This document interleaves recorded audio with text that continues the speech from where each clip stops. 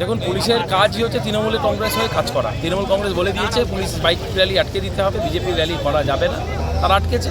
এবং আমরা তো দীর্ঘ 2011 সাল থেকে নিয়ে এখন অবধি, বা তার আগে সিপিএম যেটা করতো, এখন কংগ্রেস, তৃণমূল কংগ্রেস করছে। অর্থাৎ মানুষ বিরোধীদের কণ্ঠরোধ করে দিতে হবে, বিরোধীরা যাতে কোনো কর্মসূচি না করতে পারে তারা সেই দিকে তারা নজর রেখেছে। আজকের বাইক র্যালি এক ঐতিহাসিক বাইক র্যালি, তারা যেভাবে এখানে আটকে দিয়ে ছত্রভঙ্গ করলো, আমরা সেটা আমাদের শীর্ষ নেতৃত্বের সাথে কথা বললাম এবং সাধারণ মানুষের হয়রানিটা দেখে আমরা সেখানে পথঅবরোধ তুলে নিলাম। কিন্তু আগামীকালকে যে আমাদের পরিবর্তন যাত্রা, সেটা আমাদের মূল লক্ষ্য। সেখানে প্রচুর মানুষ সংখ্যা এখানে নিয়ে উপস্থিত থাকবেন এবং তারপরে নির্বাচন তো আসতেই চলেছে। আজকে কি এমন হলো যে পথে বসতে হলো একদম আপনাদের? দেখুন, আমাদের বাইক র্যালি একটা সুনিয়োজিত এবং আগে থেকে এটা আগাম ঘোষিত একটা কর্মসূচি। মেইলের মাধ্যমে সিপি থেকে নিয়ে ডিসি সেন্টার সকলে অবধি আমরা এই র্যালির সূচনা আমরা দিয়েছিলাম, কিন্তু পুলিশ প্রশাসন এটাকে আটকে দিয়েছে।